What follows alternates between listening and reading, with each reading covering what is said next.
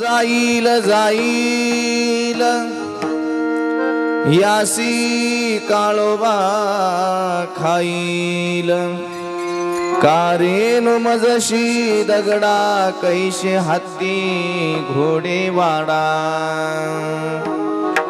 Load बालिस्ते सुपती जरा आलिया फजिती कारेन मजशी दगडा कैशे हत्ती घोडे वाडा शरीर संबंधाचे नाते शरीर संबंधाचे नाते भोरड्या उडविती शेकाते कारेनु मजशी दगडा कैशे हत्ती घोडे वाडा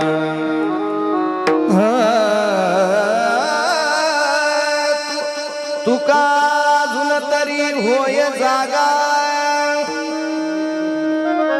अजून तरी होय जागा तुका म्हणे पुढे दगा कारेनु मजशी दगडा कैशे हत्ती घोडे वाडा भजन करा विठ्ठल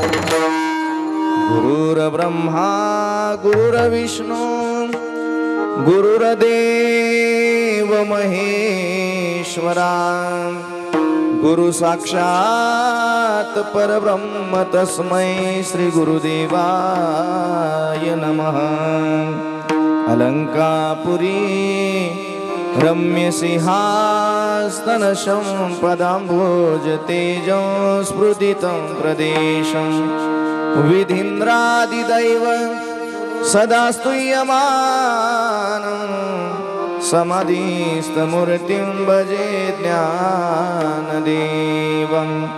गुरु गोरक्ष जालंधर चर्पटाक्षडभंग कानीप मच्छिंदराध्या सौरंगी रेवानाक भरत्री संज्ञा भूम्यां बभूर्वनवनाथ सिद्धः कर्पूर गौरम करुणावतारं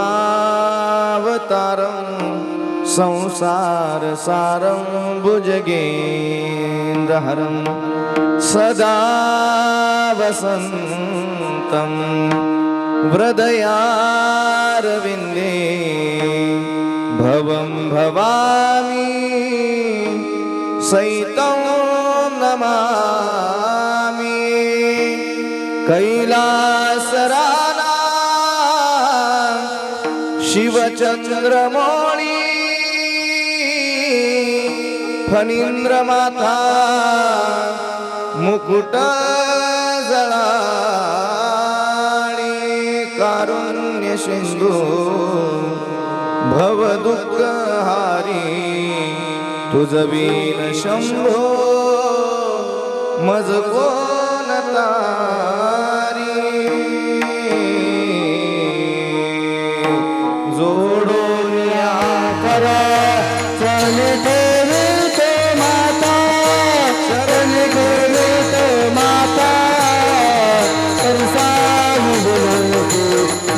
पंढरीनाथा परिसावी विनंती माझी पंढरीनाथा गोरनिया करा चरणे ठेवे माता चरणे ठेवे माता परिसावी विनंती माझी पंढरीनाथा परिसावी विनंती माझी पंढरीनाथा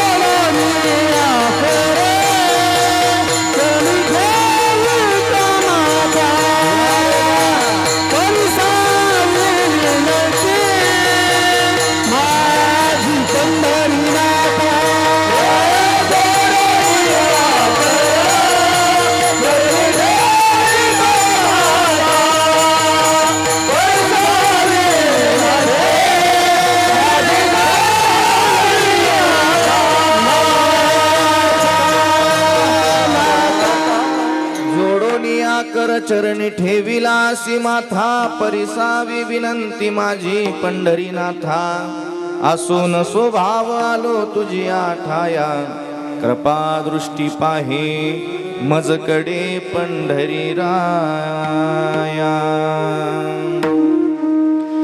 त्याची माझी साथ कधी सुटणार नाही नाथ्याच नाथ कधी घटणार नाही माझ्या कातड्याचा जोडा जरी शिवला माझ्या गुरुदेवाला तरी 7 जन्मात गुरुपकार फिटणार नाही सारे तीर्थ धाम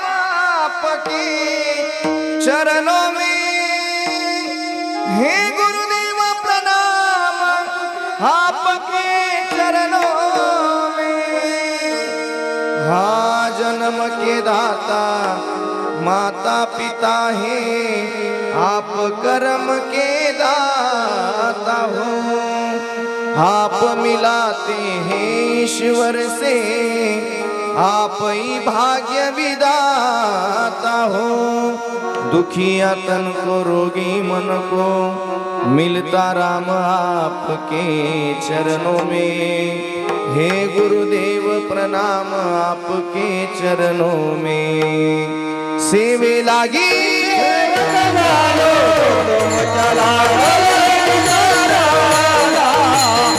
आहो स्वामी तुमया देवा यावरी न करावा सेवे लागी सेवक झाले तुमच्या लागले आहो स्वामी तुमया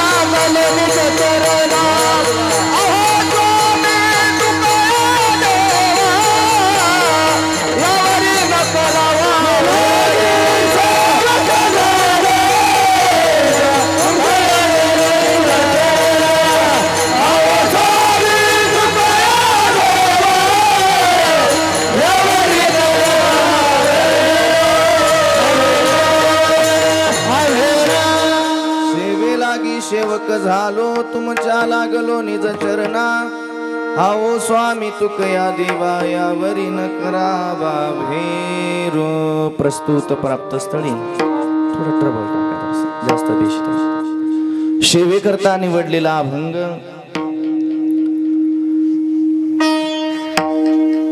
चंद्रभागा मातेप्रमाणे अनेकांचा उद्धार करणारी ही जगद्गुरु तुकोबरायांची अभंग सरिता ज्या अभंग सरितेला सूर्याची प्रखरता असेल चंद्राची शीतलता असेल वेदाची सुचिता असेल गंगेची पवित्रता असेल आईची वात्सल्यता असेल अशा अनेक युक्त्यांनी सजलेली ही तुकोबरायांची अभंग सरिता अनेकांचा उद्धार करणारी ही अभंग सरिता या अभंग सरितेला कैवल्य साम्राज्य चक्रवर्ती योग्याची माऊली साधकांचे मायबाप ज्ञानेश्वरी ज्ञानी यांचे शिरोमणी अखिल कोट ब्रह्मांड नायक रुक्मिणी प्राण संजीवन वल्लभ जगतादार भगवान पंढरीश परमात्म्याचे लाडके एवं डडिवाळ असणारे भक्त, अर्थातच देहू निवासी भागवत धर्माच्या कलस्थानी शोभणारे आपल्या सर्व वारकऱ्यांचं श्रद्धास्थान,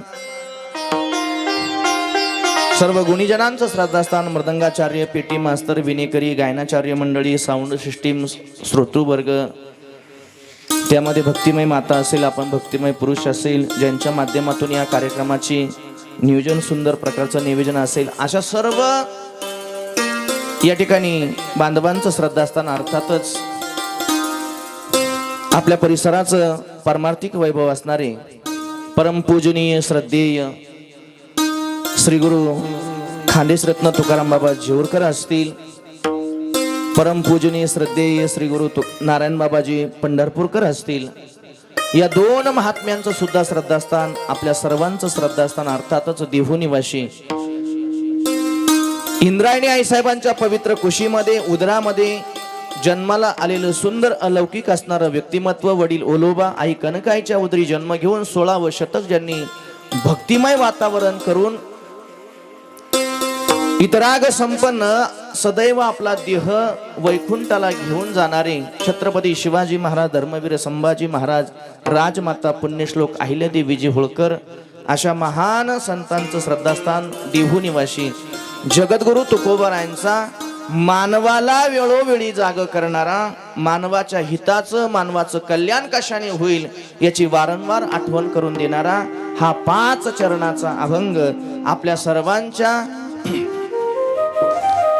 आत्मउद्धाराकरता श्री गुरु तुकाराम बाबा, नारायण बाबांच्या सेवेकरता आणि माझ्या भगवान पंढरीश परमात्म्याच्या सेवेकरता तद्वत आपल्या गावचं भूषण एक वारकरी संप्रदायाचा गाभा. कारण काही लोकांचे आपल्यावर उपकार असतात, त्यामध्ये पहिले उपकार असतात साधू संतांचे, देवाचे, आणि गावामध्ये निष्ठावंत भावाने जी माणसं परमार्थाची सेवा करतात, मग तो काकडा असेल, हरिपाठ असेल, अतिशय हाडाचा असणारा वारकरी आपल्या सर्वांचं श्रद्धास्थान, या पवित्र भूमीचं वैभव आणि शिंदे परिवाराचं आदर्श, शिंदे परिवाराचं मांगल्य, कैलासवासी स्वर्गीय माझे शहाजी बाबा अनाजी शिंदे बाबांच्याही या ठिकाणी सेवेकरता निवडलेला हा जगद्गुरु तुकोबारायांचा अभंग आहे.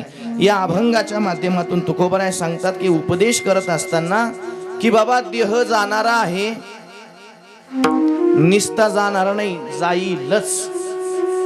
पहिल्या चरणामध्ये द्वंद्ववादी शब्द आला की त्याला चकार लागतो की देह जाईल, जाईल, निस्ता जाईल नाही, जाईलच. वारंवार सांगण्याचा प्रयत्न करतात की बाबा 2-2 वेळा सांगण्याचा प्रयत्न करतात, देह जाईल, जाईल. तर पुढे काय होईल? निस्ता जाणार आहे का? तर यासी काळोबा खाईल. काळाचं खाद्य आहे काय? आपण अनेक वेळा ऐकलं असेल, शेळ्या, मेंढ्या, बकऱ्या, अजून काही शाकाहारी जे जीव असतील त्या काय खातात? गवत खातात. शेळ्या, मेंढ्यांचं, बैलांचं, गाईचं खाद्य काय आहे?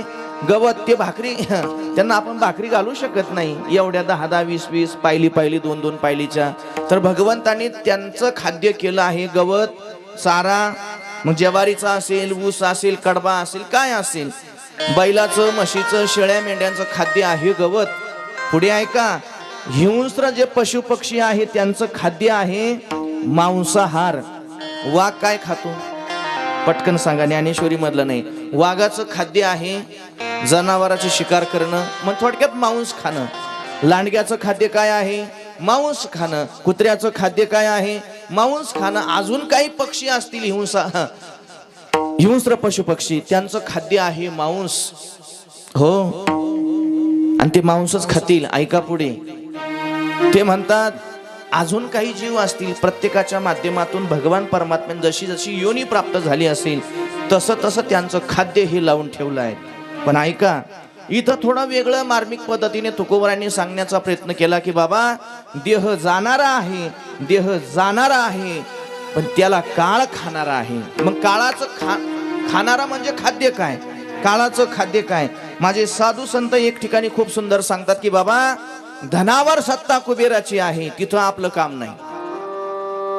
धनावर सत्ता कुबेराची आहे, तिथं आपलं काम नाही. जेवढ्या दिवस आपल्याकडे सांभाळाय करता दिलं आहे तेवढं चांगल्या पद्धतीने काय करावं, सांभाळावं. सांभाळण्याचं काम आपलं आहे, पण धन कुबेराचं सांगितलं. ऐका, देहावर सत्ता कोणाची आहे, काळाची आहे. म्हणून यासी काळोबा खाईल. हा, कळालं असेल आपल्याला, देहावर सत्ता काळाची आहे. म्हणून अनेक लोकांना आतापर्यंत काळाने आपल्या काय केलंय, विखाळ्यात घेण्याचा प्रयत्न केलाय, आपल्या कब्जेमध्ये करण्याचा प्रयत्न केलाय. मग तुम्ही म्हणाल कोणाला केलं? आजा मेला पंगा मेला बाप मसणानेला देखत ना तो पण तो कैसा झाला. देखत ना तो पण तो कैसा झाला. आजा मेला पंगा मेला बाप मसणानेला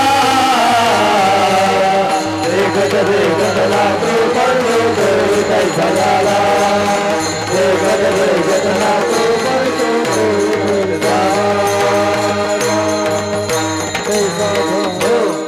कोण कोण गेलं असा प्रश्न असेल तर 6 जणांची यादी सांगितली. कोणाची? आपल्या पिढीमधले प्रत्येकाच्या पिढीमधले 6 लोक सांगितले. कोणते कोणते ऐका. आजा 1, पंजा 2,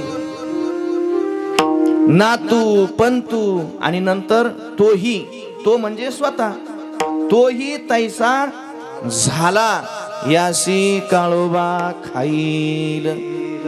एवढे लोक जर आपल्या कुटुंबातले गेले, मग आपण जाणार नाही का?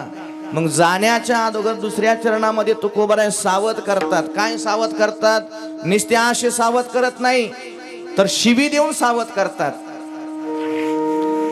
तुम्हाला काय वाटतं, आपल्याला काय म्हटलं पाहिजे? माणूस म्हटलं पाहिजे का दगड म्हटलं पाहिजे? माणूस म्हटलं पाहिजे की नाही? पण संत या अभंगामध्ये दगड म्हणून सांगतात. बाबा, अरे एवढी जर लोक आपल्या कुटुंबातले गेले असतील, एवढे जर लोक आपल्या गावातले गेले असतील, शेजारचे गेले असतील, पंचक्रोशीतले गेले असतील, तालुक्यातले असतील, जिल्ह्यातले असतील, देशातले असतील, जर एवढे मोठे जर लोक निघून गेले, मग तू अजून तसाच का बसला, सावध का झाला नाही? तर कारे नुमजशी दगडा. ते म्हणतात जी माणसं सावध झाली त्यांना माणूस असं म्हणतात. मग सावध होणाऱ्या माणसांची यादी आहे का? बरीच माणसं धर्माच्या ठिकाणी जागे आहेत, बरीच माणसं आपल्या लेकरांच्या ठिकाणी जागे आहेत, बरीच माणसं परमार्थाच्या ठिकाणी जागे आहेत, बरीच माणसं निर्व्यसनाच्या ठिकाणी जागे आहेत.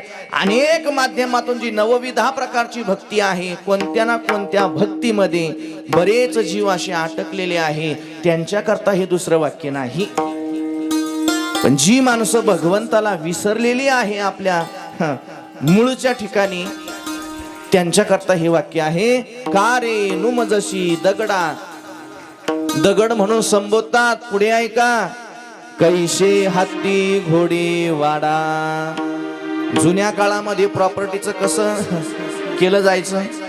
आज आपण बघतो किती गाड्या आहे, कशा मोटरसायकली आहे, किती महागाच्या गाड्या आहेत, कसं आहे बंगला आहे.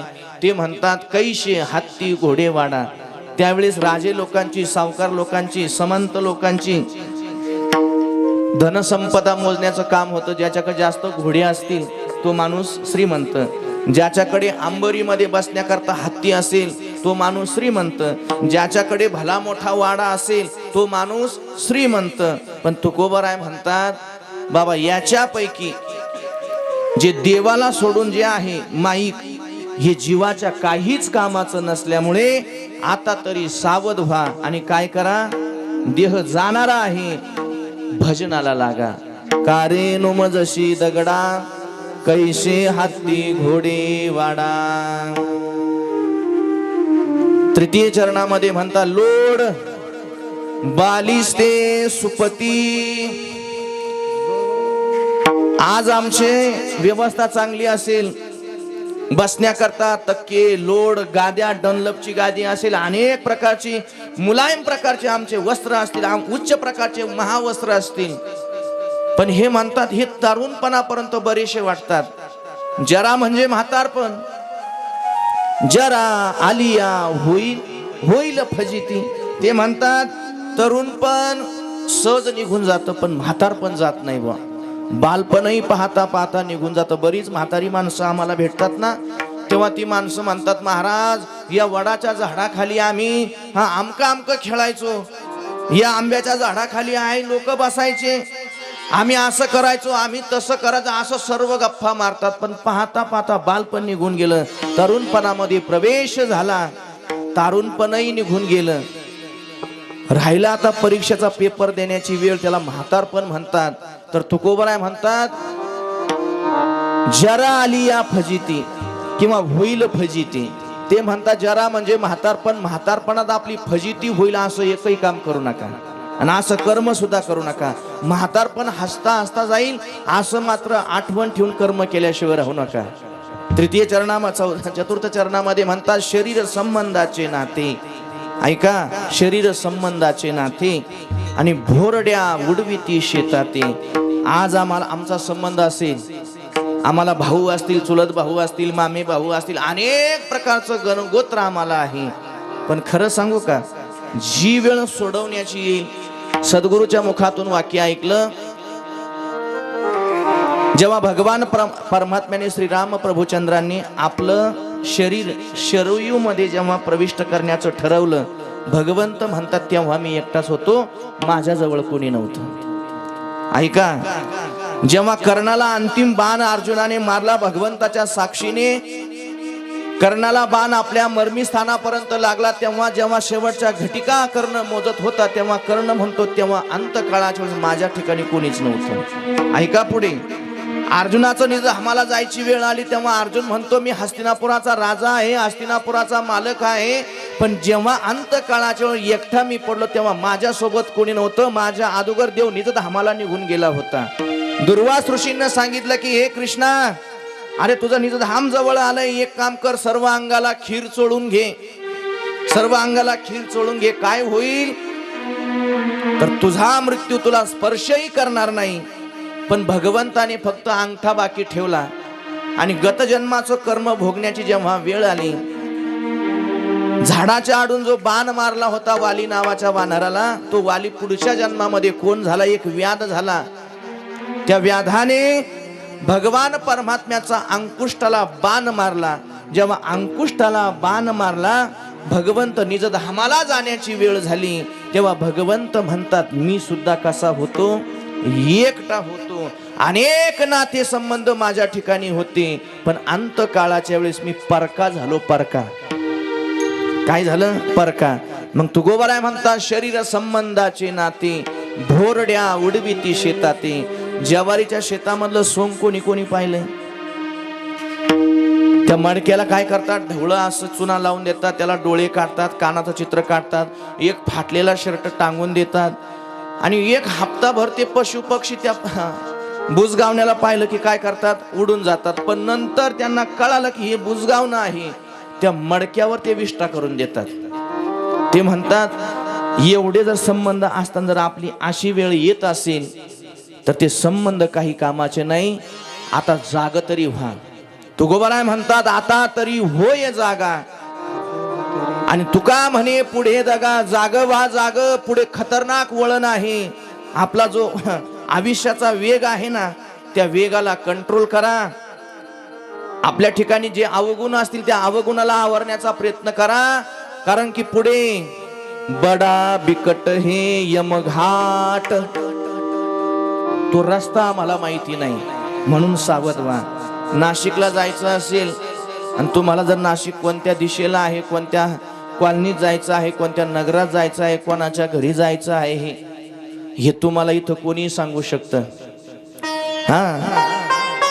नाशिक इथनं एवढ्या किलोमीटर अंतरावर आहे, आमकी गाडी पकडा, आमकी बस पकडा, त्या ठिकाणी जा, तिथं उतरा, त्या ठिकाणी ते सद्ग्रस्त राहतात, इथं कोणी सांगेल. पण तुकोबाराय म्हणतात, बडा बिकट हे यमघाट, गुरु बिन कोण बतावे, गुरु बिना कोण बतावे, वारे वा, गुरु बिना कोण बतावे, गुरु बिना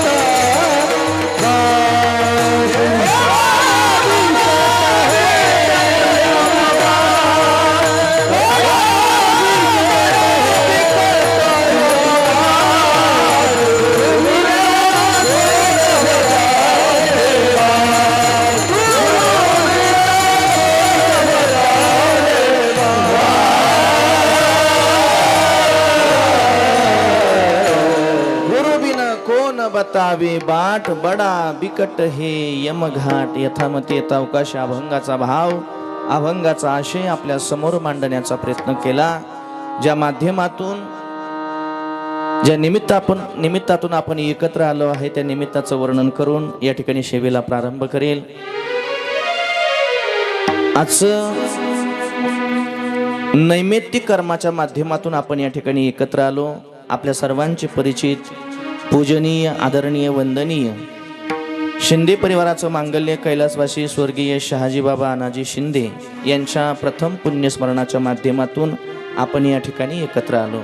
हाडाचा वारकरी असणारा माणूस, भगवंतावर निष्ठेने प्रेम करणारा माणूस, भगवंताची अतिशय शुद्ध अंतकरणातून सेवा करणारा माणूस. 5 वाजले की हरिपाठ झाला पाहिजे, हरिपाठाला मी गेलो पाहिजे. पहाटचे 5 वाजले की काकड्याला मी गेलो पाहिजे. चातुर्मासामध्ये नित्याचे जे वारकरी आहेत त्यांच्यापैकी एक व्यक्तिमत्व आहे की नित्याने ते काकडा करण्याचं काम करायचे, हरिपाठ करण्याचं काम करायचे. अशा माझ्या या शहाजी बाबांना जाऊन आज 1 वर्ष पूर्ण झालं.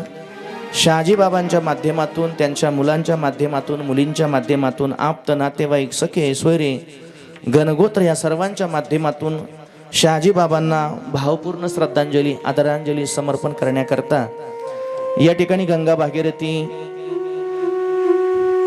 आईसाहेब शांताबाई शहाजी शिंदे पत्नी आहेत.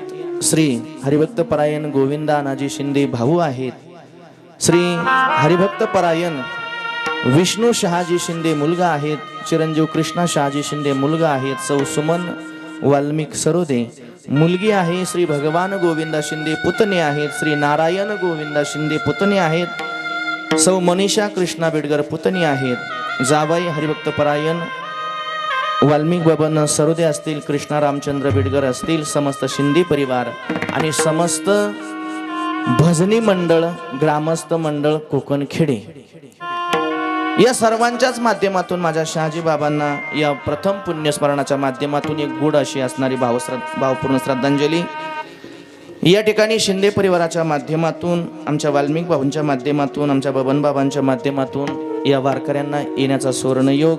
त्यापैकी गोड असणारी साऊंड सिस्टीम आहे. चॅनलवाले दादांचे नमस्ते वारकरी चॅनल, हो की नाही, ते सुद्धा या परिवाराच्या माध्यमातून आपल्या वडिलांची वर्षानुवर्ष आठवण राहण्याकरता की ते गोड असणार हे यूट्यूबचं माध्यम आहे. विनेकरी बाबा असतील, गुरुस्थानी माझे अशोक बाबा असतील, वारकरी भूषण शिवाजी महाराज असतील, कोकण खेडीचे आपल्या परिसराचं वैभव आमचे बाबा असतील, दहेगावून आलेले आमचे नेवर्ती बाबा सरोदे असतील, इकडं आमच्या शहाजी बाबांचे जावई आणि दहेगावचे भजनी मंडळातील एक सुंदर असणारा घटक अर्थातच आमचे वाल्मिक महाराज असतील, वारकरी भूषण आमचे अर्जुन बाबा असतील, वारकरी भूषण सागरदादा असेल, हरिभाऊ असेल, इकडं आपलेच परिसरातलं भूषण आमचे बाबा असतील, पाथर्ड्याचे आमचे पाहुणे असतील, आमच्या हनुमान भजनी मंडळाचे मृदंगाचार्य आमचे छगन बाबा सरोदे असतील, ऑर्गनवर अतिशय गोड ज्यांचा हात आहे वारकरी भूषण आमचे माधव बाबा वडकते कोकण खेड्याचे जावई आहे, पेटी मास्तर आमचे पाटील बाबा असतील, मृदंगाचार्य वारकरी भूषण ज्यांनी आळंदीला राहून बऱ्याच दिवस मृदंगाची सेवा केली, ज्ञानोबरायांची सेवा केली आणि गोड सेवा करून गोड असणारा हात ज्यांचा मृदंगावर आपली लय ताल ज्याला आपण टाळी असेल सम असेल याचं परिपूर्ण ज्यांना ज्ञान आहे आमचे पुंडलिक बाबा वाघमोडे असतील पोखरीचे आहेत, ते सुद्धा अतिशय वेळेवर या ठिकाणी आले. भक्तिमय माता भक्तिमय आपण सर्व शहाजी बाबांच्या या परिवारावर आपण सर्व प्रेम करणारे या ठिकाणी आले. फक्त खंत एवढी आहे असे पंक्ती पंक्ती धरल्यावाने बसले. आता मला काही अडचण नाही, मला माहिती आहे तुमच्यापर्यंत आवाज 100% येतो, पण हे चॅनल संपूर्ण महाराष्ट्र पाहिलं कोकण खेड्याचे लोक असे बसतात का असं तिथे चर्चा होईल पुढं टीव्हीला. म्हणून महिला वर्ग उठा आणि असं थोडं इकडे या. ते काय कॅमेरा असे फिरवतील तुमच्याकडे, असा फिरवला म्हणजे जिल्हा पाहिल तालुका पाहिल, हो की नाही. हा उठा उठा माऊली उठा, तुम्ही उठा. आणि ती बाजूला उभी असलेली मंडळी ते सुद्धा इकडे या इकडं. आपण घडीभर थोडं कीर्तन 2 मिनिटं बंद करून तुम्ही सर्वांनी इकडे येऊन बसा. सारखा पुढं सारखा रे विठ्ठला विठ्ठला विठ्ठला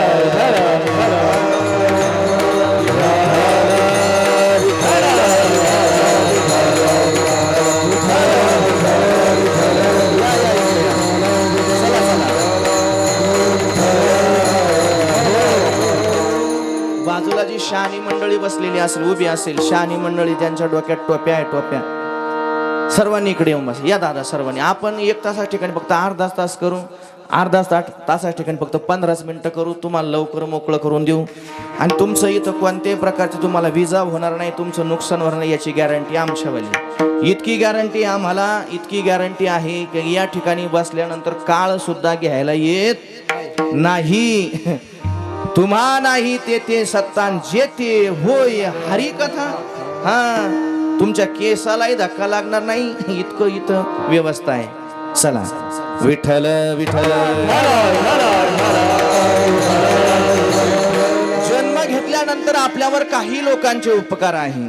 ऐका, जन्म झाल्यानंतर आम्ही ज्यांच्या उदरी जन्म घेतला, ज्या कुळात घेतला, ज्या पवित्र मातीमध्ये घेतला, ज्या देशामध्ये घेतला, ज्याच्या कृपेने घेतला, एवढ्याही लोकांचे आपल्यावर काहीतरी उपकार आहे. मग कोणाचे उपकार आहे? सर्वप्रथम उपकार माना भगवंताचे. सर्वप्रथम उपकार माना भगवंताचे. कोणते उपकार भगवंताचे आहे? 84 लक्ष योनीपैकी 83,99,909. किती सांगितले? 83,99,909 एवढे जन्म आमचे इतर योनीमध्ये होते. पण भगवंताची विशेष आमच्यावर कृपा झाली म्हणून आम्ही माणसाच्या जन्माला आलो. हे भगवंताचे आपल्यावर केलेले उपकार आहे. प्रमाण ऐका.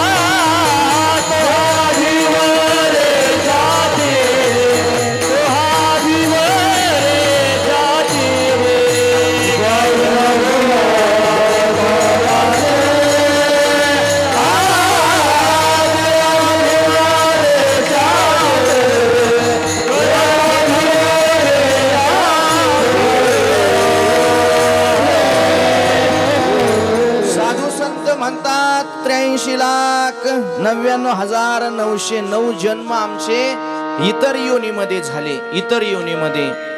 पण भगवंताची आमच्यावर विशेष कृपा झाली आणि त्या विशेष आमचा जन्म हा मानव योनीला प्राप्त झाला, मानवाच्या योनीला प्राप्त झाला. मग आता बघा भगवंताने काय काय उपकार केले ते सुद्धा संत सांगतात. ते म्हणतात टोपी घालण्याकरता डोकं दिलं, शरीर दिलं कपडे घालण्याकरता, कान दिलं ऐकण्याकरता, डोळे दिलं पाहण्याकरता, तोंड दिलं चांगल्या बोलण्याकरता, हात दिलं आपले सुंदर कर्म करण्याकरता, पाय दिले तीर्थयात्रा करण्याकरता. आणि तेही कोणत्याही प्रकारचा चिगटपणा करून नाही, कोणत्या प्रकारचा कंजूसपणा करून नाही. हात बरोबर सारखे दिले, असा एक हात मागं पुढं सुद्धा नाही, एक हात 4 फूट आणि एक हात फूट फक्त 1 फूट, असं काही चिगटपणा देवाने केला नाही. म्हणून देवाचे उपकार मानत चला. डोळे दिले 2 भगवंताने, असं नाही एक डोळा दिला लिंबा एवढा आणि एक डोळा दिला असं काही एक बारीक शेळीच्या डोळ्या एवढा, असं नाही, 2ही डोळे सारखे दिले. म्हणून देवाचे आभार मानत चला. डोकं दिलं, डोक्यामध्ये बुद्धी दिली, बुद्धीचे वैभव अन्य नाही तुझ्या एका केशिराज सकळ सिद्धी. बुद्धी दिली, बुद्धी. 2ही पाय सारखे दिले, देवाचे आभार माना. असं नाही एक पाय ओढतो येवल्याकडे आणि एक पाय ओढतो मालेगावकडे, असं एक नाही. देताना पाय 2 दिले पण चालणं मात्र 1 दिलं. डोळे 2 दिले बाबा पण पाहणं मात्र 1 दिलं. हात 2 दिले पण काम करण्याची पद्धत मात्र 1 दिली. ऐका, मेंदू दिले 2, एक मोठा आणि एक लहान, पण विचार करण्याची सार शक्ती एकच आहे. मग देवाने एवढं दिलं असताना कोणत्याही प्रकारचा चिगटपणा केला नाही. तरी तुकोबराय म्हणतात एवढा देह सुंदर दिल्यानंतर सुद्धा मला नको त्या लोकांच्या काय करावं लागतंय? पाया पडावं लागतंय, पाया लागोनिया पाया.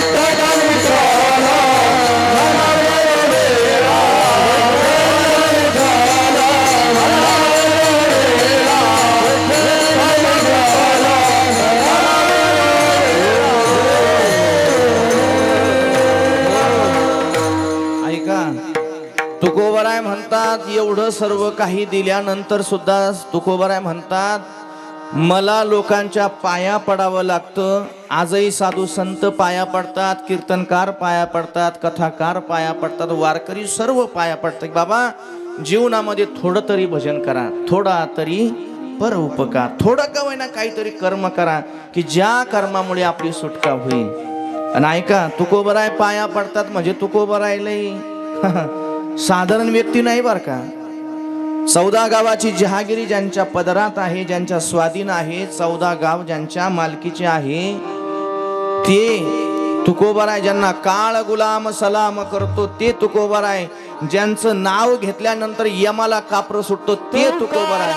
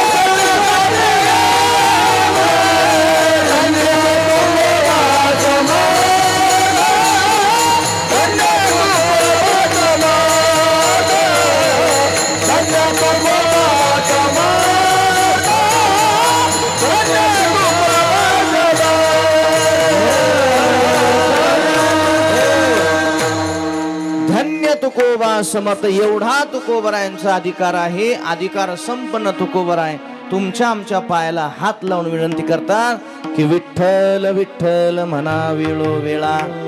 हो, तुकोबराय हात लावतात. बाबा भजन करा, भजन करा, भजन करा, भजन करा. देवे दिला देह भजना गोमठा, तो या झाला फाटा बाधिकेचा. देवाने देह दिला तो भजना करता, बिड्या ओढण्याकरता अजिबात नाही. एकाने मला विचारलं, म्हणे महाराज बिड्या ओढण्याकरता नाही, मग तुम्ही बिडगर कसे काय? काय डोकंच वापरतील महाराज. बरेच माणसं डोकं वापरतात. माझे नारायण बाबा विनोदाने एक सांगतात. ते म्हणतात, आमचे लोक पहिले भिड्या जास्त ओढायचे म्हणून तुमचं कुळ का आपलं कुळ काय ठेवलं? तसं काही नाही. सिगरेट ओढण्याकरता देह नाही, दारू पिण्याकरता देह नाही, वाम मार्गाला जाण्याकरता देह नाही, कलंक लागेल असं जीवन जगण्याकरता देह नाही. तो देह फक्त एकमेव कारणाकरता आहे, तो ईश्वर प्राप्ती करता आहे. बस ईश्वर प्राप्ती, दुसरं काही नाही. संसाराला आपण पुरू शकत नाही, रावण सुद्धा पुरला नाही. मग आता देवाने आमच्यावर केलेले उपकार आहेत, देवाचं भजन करत चला. तर तो काय करील? तो हा उतरील पार भवदुस्तर नदीचा. कारण की देव कोणाचे उपकार ठेवत नाही. एक उपकारच सांगतो, देव कोणाचे उपकार ठेवत नाही. आणि नंतर परत माझ्या विषयाकडे तो ऐका. मंगळवेढ्याचे एक सुप्रसिद्ध साधू आहे, मंगळवेढ्याचे. त्यांचं नाव आहे दामाजी पंत. पंढरपुरापासून 30-40 किलोमीटर अंतरावर असणारं गाव आहे. त्या गावचे आहे दामाजी पाटील. दामाजी पाटील म्हणजे ज्यांच्या पोराच्या हातून देव जेवण करायचा. ऐकताय तुम्ही सर्व? दामाजी पाटील ते ज्यांच्या पोराने जर सांगितलं देवा इथं बैस, तर देवाची ताकद नव्हती उठून उभं राहायची. कोण? दामाजी पंत. ज्यांच्या मुलाने सांगितलं देवा आज चहा नाही प्यायचा, दूध प्यायचं माझ्या हाताने, तर भगवंताची ताकद नव्हती वाकडं तिकडं तोंड करायची. नामदेवरायांचे वडील श्री संत दामाजी पंतांचं गाव आहे मंगळवेढा.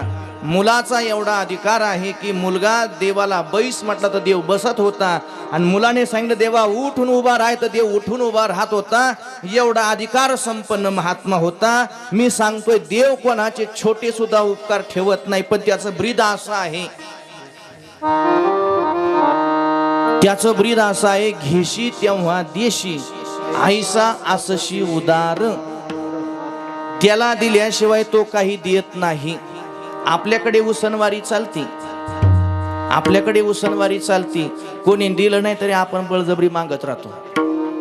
पण देवाचं काम असे, देवाला दिल्याशिवाय देव परत त्याची परतफेड करत नाही. बरं देव इतका देतो, लाखो पटीनं देतो. श्री गुरु माझे नारायण बाबा सांगतात एक वाक्य, अरे शेतकरी फक्त 1 किलोवर धान्य शेतात घेऊन जातो. ऐकताय तुम्ही सर्व?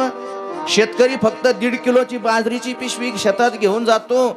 माझा भगवंत एवढा उदार आहे, ही काळी माती एवढी आई एवढी उदार आहे. 1.5 किलो घेऊन गेल्यानंतर तो शेतकरी आणताना किती आणतो? 3 किलो. नाही मी अभ्यास करून बोलू राहिलो महाराज, असं नाही उभं राहिलो इथं. जर शेतकरी 1.5 किलो घेऊन गेला शेतात धान्य पेरण्याकरता, तर शेतकरी परत आणताना तो 10 ते 15 पोते वापस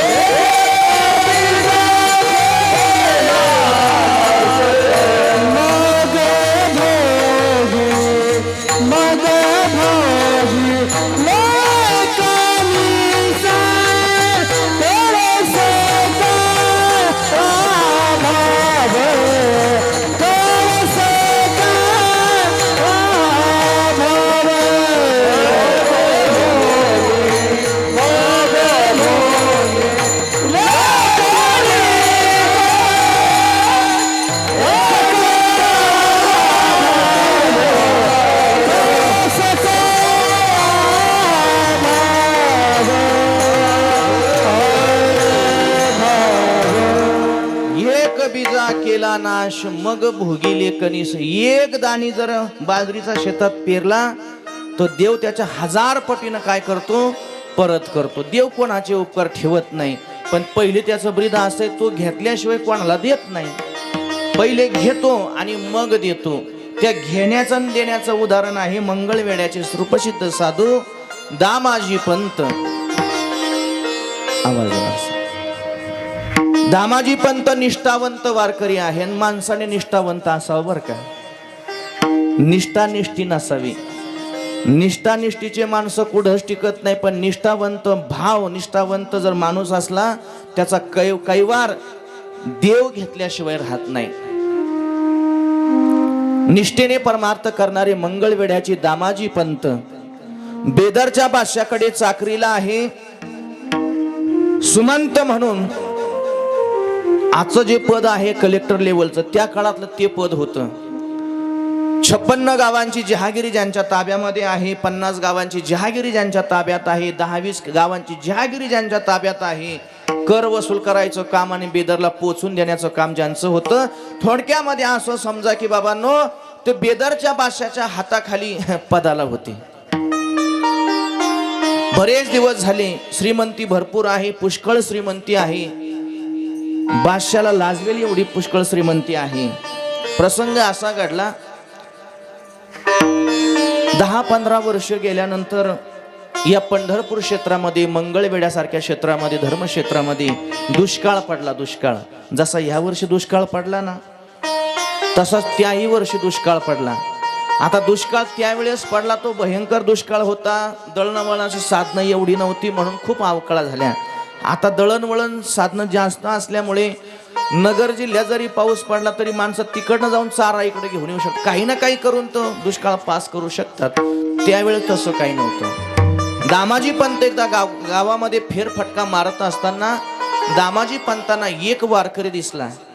आणि वारकरी दिसल्यानंतर दामाजी पंतांच्या लक्षात आलं की वारकऱ्याच्या डोळ्याला पाणी आहे, वारकरी रडतो आहे. आता हेही हाडाचे वारकरी, तोही हाडाचा वारकरी.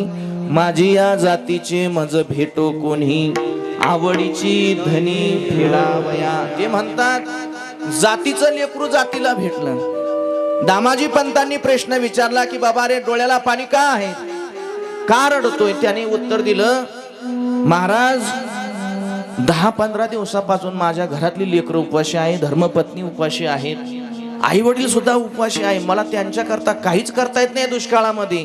म्हणून माझ्या डोळ्याला पाणी आहे की या दुष्काळामध्ये आपण गावगाव वनवन करीत फिरत आहात, आपल्याला कोणी पसावर धान्य देत नाही. महाराज माझ्या घरीची परिस्थिती अशी आहे, पंढरपुरामध्ये माझा परिवार आहे आणि त्या परिवाराने 10-5 दिवसापासून अन्नाचा कणही पोटामध्ये गेला नाही, म्हणून माझ्या डोळ्याला पाणी आहे. आणि मी स्वतः सुद्धा 10-15 दिवसापासून जेवण केलं नाही, अन्नाचा कण माझ्या पोटात नाही. तेव्हा दामाजी पंतांनी सांगितलं, बाबा मग रडण्याचं काय कारण आहे? आजही समाजामध्ये, पंचकृषीमध्ये, तालुक्यामध्ये, जिल्ह्यामध्ये अशी माणसं आहेत की त्यांना दया येते. दया जरी दिसायला साधी भोळी असतील, साध्या पद्धतीने जीवन जगत असतील, पण जर कोणावर जर संकट आलं तर संकटाला धावून जाण्याची त्यांची क्षमता असते. दामाजी पंतांनी सांगितलं, बाबा त्याचा काहीच विचार करू नको, तू माझ्या घरी चाल. दामाजी पंतांनी त्या शुद्ध वारकऱ्याला घरी नेलं. पत्नीला सांगितलं गोनाईला की वारकरी 10 दिवसापासून उपवाशी आहे, या वारकऱ्याला जेवण द्यायचं आहे, स्वयंपाक बनव. पत्नीने स्वयंपाक बनवला. पंचपक्वान्नाचं ताट वारकऱ्याच्या समोर आलं. वारकऱ्याने आनंदाने त्या ताटाकडे बघितलं, आनंदही वाटला की आज आपण काय करणार आहोत, मुक्त हस्ताने पोटभर जेवणार आहोत. जेवणाची कला स्वर्गीय वैकुंठवासी इंगळे महाराज सांगायचे. ते म्हणतात जेवण करण्यासाठी इंगळे बाबा म्हणायचे गावरान गाईचं दूध असावं. ऐका लक्ष देऊन, जेवण करण्याकरता गावरान गाईचं दूध असावं, चुलीवरची बाजरीची भाकर असावी आणि तोंडी लावण्याकरता काय असावं, मिरचीचा ठेचा असावा. पुढे ऐका, ते म्हणतात वाढणारा उदार असावा, खाण्याकरता पंचपक्वान्नाचं मिष्टान्न अन्न असावं, वाढणारा उदार असावा, जेवणाकरता पंचपक्वान्नाचं मिष्टान्नाचं जेवण असावं आणि खाणाऱ्याला टीव्ही व्हायला असावी. चालेल का? वाढणारा तिकून वाढायचं काम करतो. घ्या 2 लाडू घ्या, घ्या 2 लाडू घ्या, जिलेबी घ्या, उसळ घ्या, घ्या घ्या घ्या. पण खाणारा टीव्ही पेशंट असेल तर चालेल का? इंगळे बाबा परत एक सांगायचे. ते म्हणायचे गाडी धोरणात असावी, रस्ता नीट असावा आणि ड्रायव्हर फुल पेलेला असावा. असं असतं का? गाडी धोरणात असावी, रस्ता नीट असावा आणि ड्रायव्हर मात्र शुद्ध वारकरी असावा. 50 लोक जी मागची बसलेली आहेत ना, ती मात्र सुखरूप त्या ठिकाणी पोचतील. ऐका, ते म्हणतात वारकऱ्याच्या समोर जेवणाचं ताट आलं. वारकऱ्याला एका बाजूनं आनंद झाला, पण एका बाजूनं दुःख झालं. आनंद याचा झाला की 10 दिवसापासून समोर ताट आलं, अन्नाचा पोटामध्ये अन्नाचा कण नाही, आता मस्त पोटभर जेवण करू, पण घास उचलणार. पुंडलिक वर्ध्याचा घोष झाला, घास तोंडामध्ये घेणार. तर बायकोची आठवण झाली, बायकोची आठवण झाली, तेच मुलांची आठवण झाली, मुलांची आठवण झाली, तेच म्हाताऱ्या आई वडिलांची आठवण झाली.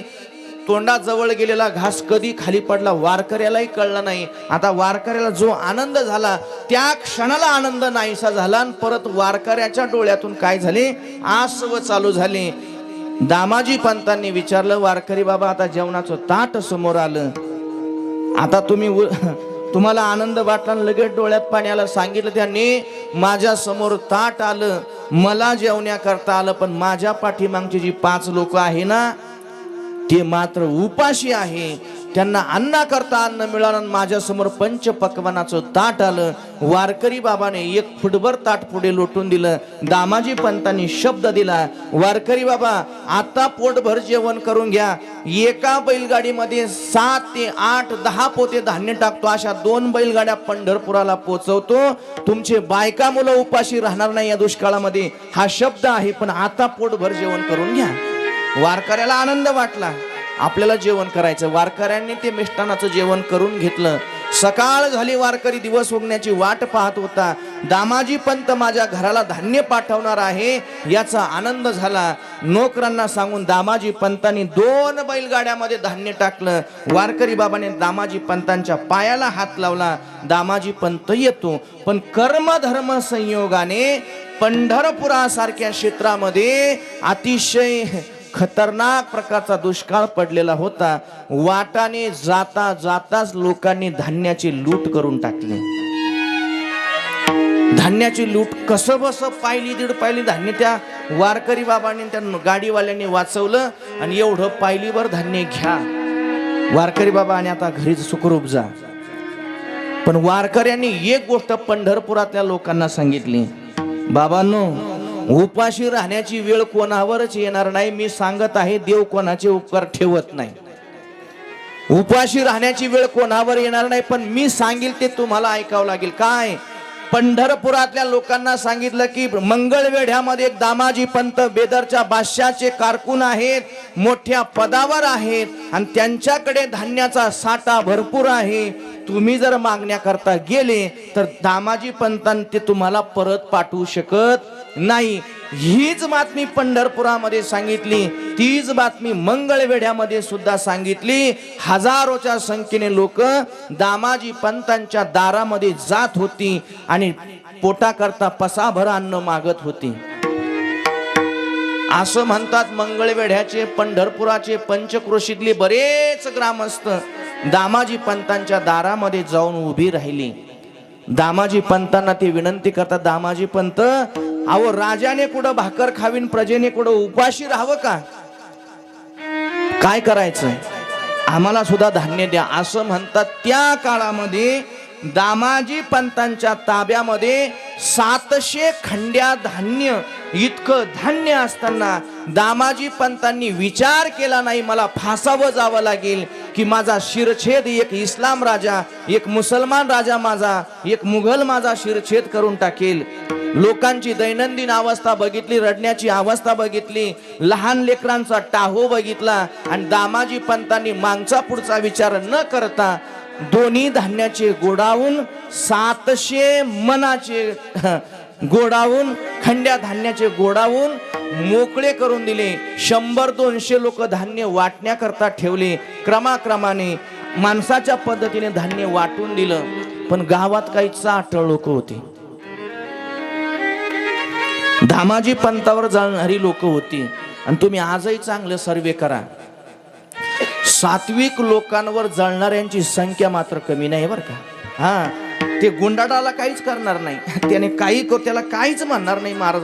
पण एखाद्या सात्विकाने जर तुम्हाला सांगतो घर बांधलं, काही गाडी घोडी घेतली, एखादा शेत घेतलं, यांचा डबा डबा असं होऊन जातं, काही काय करावं काय नाही. विनोदाने कीर्तनकार एक उदाहरण सांगत असतात. एका डॉक्टरकडे एक माणूस गेला. डॉक्टर साहेब, पोट दुखतंय. डॉक्टर साहेब म्हणे, पोटाचा प्रॉब्लेम छोटा आहे.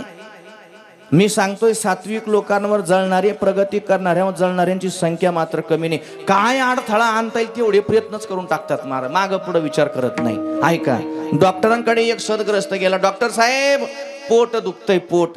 डॉक्टर साहेबांनी 2 गोळ्या दिल्या आणि विचारलं, रात्री काही खाल्लं होतं का? मेथीची भाजी, कांद्याची भाजी, आमकं धमकं. याने सांगितलं, अजिबात नाही, काहीच खाल्लं नाही. 10 दिवसापासून बाहेरच खाऊ राहिलो, घरचा खायचा काही संबंध नाही. हा, तुमची तब्येत चांगली गुटगुटीत दिसते, पण मग काही खाल्लं? त्याने सांगितलं, अजिबात नाही, या 2 गोळ्या घ्या. एक गोळी घ्यायला सांगितली. त्याने 2ही गोळ्या घेतल्या तरी पोट थांबलं नाही. दुसऱ्या दिवशी डॉक्टरांकडे, डॉक्टर साहेब तुम्ही 2 गोळ्या दिल्या पण आजही पोट शांत बसत नाही, सारखं पोटामध्ये खळखळ खळखळ खळखळ सारखं पोट दुखतंय. याने सांगितलं केव्हापासून दुखतंय, सांगितलं भरपूर दिवसापासून दुखतं, पण विलाज करा. त्यांनी सांगितलं आता इंजेक्शन मारावं लागेल, द्या इंजेक्शन द्या, गोळ्या द्या. इंजेक्शन दिलं, 5-6 गोळ्या दिल्या. त्याने त्या गोळ्याही खाल्या, इंजेक्शनही घेतलं, पण पोट दुखायचं थांबलं अजिबात नाही. 2-2, 3-3 टाइम झालं. सोनोग्राफी काढली, फोटो काढला, एक्सरे काढला, त्याच्यातही काही निघालं नाही. आता डॉक्टरांनी शेवटचा प्रश्न विचारला, माऊली आपण तुमच्या पोटाची सोनोग्राफी काढली, काहीतरी निघायला पाहिजे होतं, पण इथंही निघालं नाही. तुमचं नेमकं पोट केव्हापासून दुखतं? त्याने सांगितलं शेजारच्याने इतका सुंदर बंगला बांधला, इतका सुंदर बंगला बांधला, आणि त्याने बंगला बांधल्यापासून जे माझं पोट दुखायला लागलं, तर आतापर्यंत थांबण्याचं ते काय नाव घेत नाही. हा, म्हणून जळणाऱ्यांची संख्या कमी नाही. त्याही गावात असाच प्रसंग घडला. काही जळणाऱ्या लोकांनी लेखी एक मसुदा त्या बेदरच्या बादशाला पाठवला की बादशाह, तुझे 700 खंड्या धान्य जे होतं ना, दामाजी पंतांनी तुझी परवानगी न घेता वाटून दिलं. वाटून दिलं, विचार केला नाही.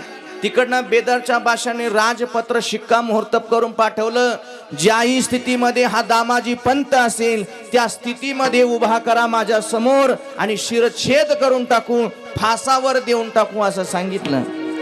10-5 शिपाई, एक वजीर दामाजी पंतांना घेण्याकरता मंगळवेढ्याच्या गावामध्ये हजर झाला. दामाजी पंतांच्या घरापर्यंत गेला. दामाजी पंतांना वजीराने विचारलं, ओळख जुनी होती. दामाजी पंत ऐका, तुम्ही असं कोणतं काम केलं की ज्या कामामुळे तुम्हाला बेदरला आज यावं लागतंय? दामाजी पंतांनी सांगितलं, माझी पंचक्रोशी, माझा परिसर उपवाशी मरत होता, म्हणून बादशाची परवानगी न घेता, बादशाचा हुकूम न घेता मी धान्य वाटून दिलं. बरोबर आहे, तुमच्याच गावातल्या लोकांनी थोडी चाटळी केली. एका पत्राद्वारे कळवलं की बादशाचं 700 खंड्या धान्य दामाजी पंतांनी मागचा पुढचा विचार न करता वाटून दिलं. देव कोणाचे उपकार ठेवत नाही, मला हे सांगायचं आहे. ऐका पुढे. दामाजी पंत वजीराला म्हणतात, वजीर तुम्ही मला घेण्याकरता आले, घ्या, मला याच्याशी काहीच मतलब नाही, मी तुमच्या सोबत येण्याकरता तयार आहे, पण माझी एक छोटीशी अट आहे. कोणती? चांगलं काम केल्यानंतर जर शिक्षा भोगावी लागत असेल, सत्कर्म केल्यानंतर जर शिक्षा भोगावी लागत असेल, तर हा जगाचा उलटा न्याय आहे. एक काम करा,